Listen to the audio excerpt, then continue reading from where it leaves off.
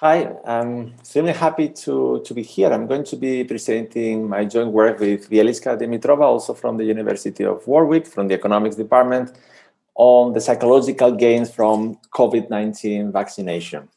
So, I mean, as we all know, the pandemic had a dramatic impact on human lives. More than 100,000 people have died in the UK, and also on psychological well-being. So, for instance, as measured by the GHQ-12 index, psychological well-being decreased in 2020 by approximately 27% of a standard deviation, and the probability of being mentally distressed increased by 7 percentage points. So dramatic impact. Fortunately, at the end of 2020, the first vaccination rollout started, and we know from the clinical trials that vaccines are very effective in terms of decreasing the probability of contracting and transmitting COVID. However, clinical trials are not very informative about how vaccines affect mental health. And they are not very informative because in clinical trials, people in the treatment group and in the placebo group, they do not know if they are being treated or not. So they cannot anticipate the increase in their psychological well-being of knowing that they are being protected. What we do in this paper is we use data from Understanding Society to estimate what is the impact on psychological well-being of the first jab of vaccination. And what we find is that, so let me give you a preview of our results. So what we find is that actually it has a quite large impact, positive impact on psychological well-being. It increases by 13% of a standard deviation, the standardized inverted GHQ-12. It decreasing by 4 percentage points the probability of being mentally distressed. So it's roughly 1/2 of the negative impact of the pandemic is compensated by vaccination, and this is within a few weeks of vaccination. Something that I guess is not surprising, but I think is very interesting, is that this is driven mainly by those individuals who actually got mentally distressed during the pandemic. These are the ones that disproportionately are benefiting from vaccination psychologically. In terms of mechanisms, we find that two main mechanisms are at work. The first one is that people experience immediately after vaccination, their expected self-reported probability of contracting COVID decreases dramatically, and this is not very surprising. And at the same time, we see them increasing their social interactions and increasing the enjoyment of daily activities. Now, in terms of the policy implications, what we try to stress with our work is that given this important role of psychological well-being, and given that there is a group of people, the ones that were mostly affected during the pandemic, that they are benefiting disproportionately from vaccination, the rollouts, they may want to take this into account, and they may want to prioritize individuals that were mentally distressed due to the pandemic. Now, the data we use, I think most of you are very familiar with the data. We're using Understanding Society, the first eight COVID waves. The most important ones for us are going to be wave 7, which took place in January 2020, because there was already the vaccination rollout was taking place, and then wave 8, which takes in March 2020. And as you know, the advantage of Understanding Society, high quality data, you observe people over time, and you have detailed information on vaccination status and psychological well-being. For psychological well-being, as a standard in this literature, we're going to use the information provided by the 12-item general health questionnaire. So in case you are not familiar to the questionnaire, so there are 12 questions from concentration, lack of sleep, do you feel that you're constantly under strain, do you have ability to face problems, feeling unhappy, losing confidence, you believe you're worthless, and so on. And the mean symptom score is just adding up the answers to these questions. And we also use as a second measure a caseness indicator, which is a dummy that takes value 1 for individuals who replied that they are doing badly in one of the dimensions for 4 or more questions. So it's more extreme cases. Now, The big challenge empirical is how do we get a good counterfactual for people that get vaccinated? How do we get what would have happened to them in the absence of vaccination? So we're going to use, and now I apologize for my economics jargon, we're going to use what we call a difference in difference, which is just a two-way fixed effects model.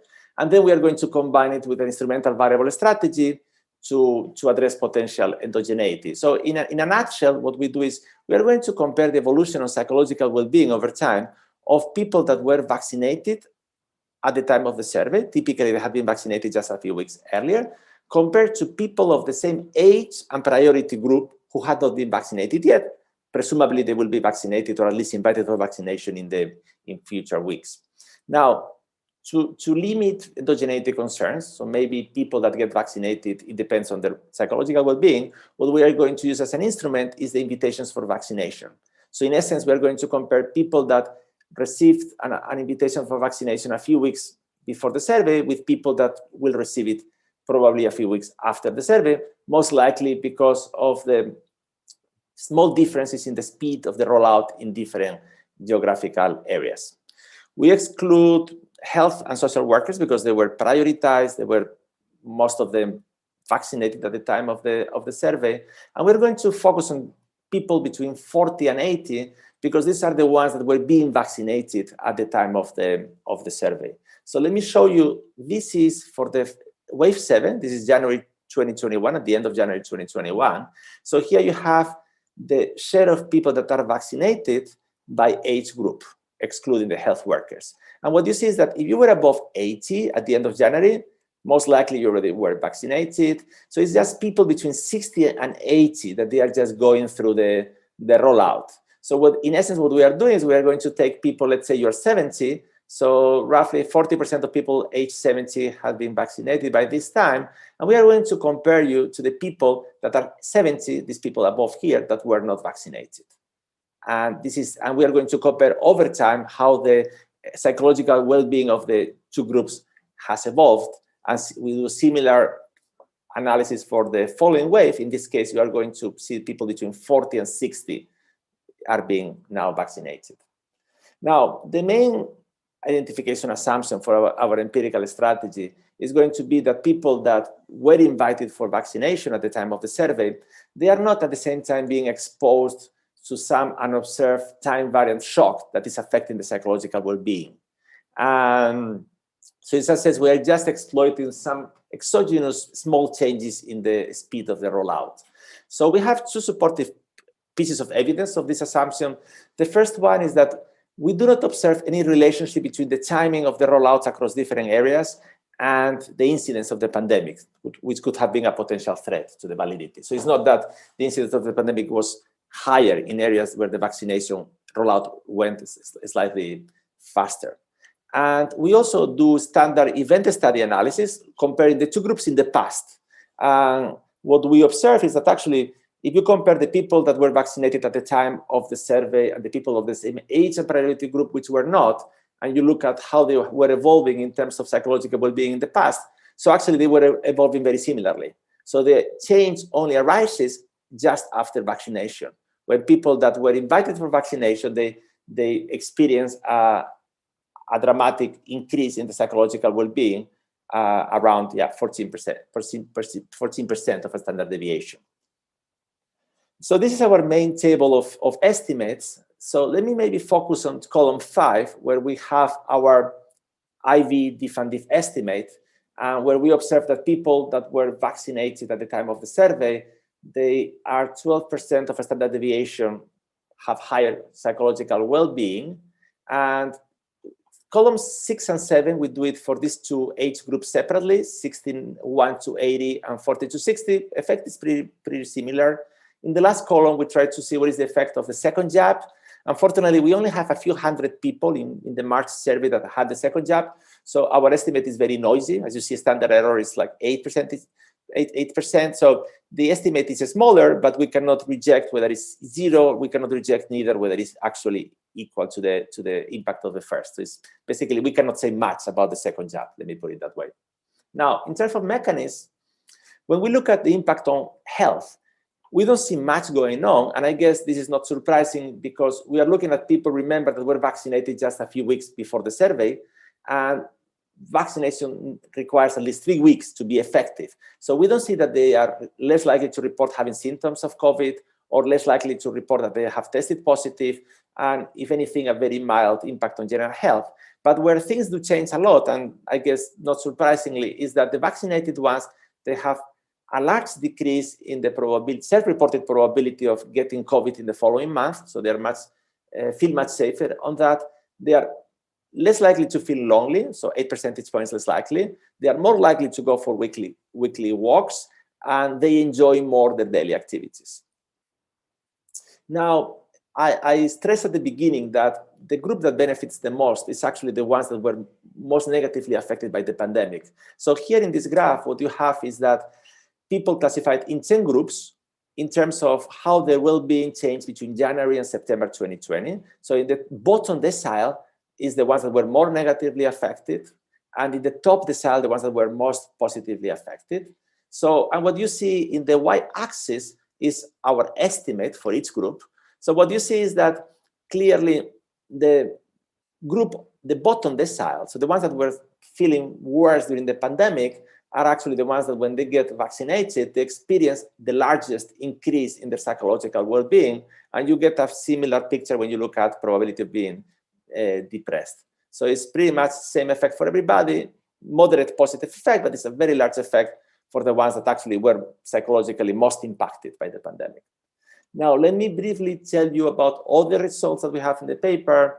So we cannot look at long-term effects, so we can just track people for 2 months. We do see the same positive effects for at least 2 months. In terms of heterogeneity by socioeconomic groups, we do see that groups that were most affected during the pandemic, like women, they are slightly benefiting more, but these are not significantly different effects. An interesting result is that people that actually reported in previous waves of the survey that they were concerned with unknown side effects of vaccines, actually, this, which is roughly 15% of the sample, actually this group does not benefit psychologically for the vaccine, I guess, because they might be concerned about these side effects. We also look at labor market financial outcomes. Again, this is a few weeks after vaccination. We don't see any significant impact, probably because there is not much room for an improvement. Also, remember that we were in the lockdown. We see an effect happening already when people make an appointment before getting vaccinated. So there seems to be some anticipation effect. And finally, in addition to our diff and diff instrumental variables strategy, we also use a regression discontinuity analysis that exploits a different source of exogeneity in vaccination, which is the fact that in the March survey, there is actually a large discontinuity at age 49 in the probability of being vaccinated. So basically, when the March survey was conducted, if you were just above 49, you were very likely to be vaccinated, more than 90% probability. If you were below, it was around 40% probability or lower. And this is reflecting the fact that 50 was kind of the cutoff for the first wave of the rollout. So in the regression discontinuity design, what we are doing is we are just going to compare people, let's say, just above 49, these guys here, and these guys here. And the intuition is that being just above 49 and being just below 49, you should be very similar in most things, except that at this point of time, if you were just above, you were much more likely to be vaccinated than you were just below.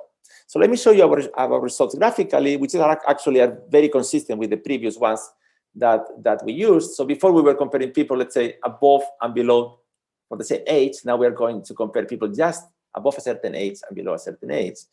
So what we find is that, so here you have the probability of being mentally distressed, and on the top you have for people that the group that we saw earlier that was most affected, so the ones that were being affected during the pandemic. And what you can see is that if you are just below 49, the probability of being mentally distressed for this group is around 50%. But just as for people just above 49, you see a clear decrease in the probability of being mentally distressed, which is likely to reflect the impact of vaccination. So basically, the regression discontinuity estimate would be this jump here, which basically the only thing that changes at 49 is this probability of being vaccinated. And results are consistent with our previous results. For other individuals, there is not, the effect is small and not comparable. So the action goes, people that became psychologically stressed during the pandemic, when they get vaccinated, they benefit disproportionately.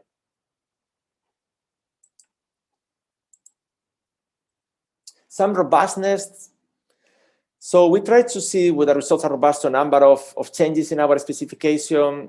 We include survey waves times individual characteristics, fixed effects to allow for time variant shocks, nothing changes. We control for the local incidence of COVID-19, does not affect results.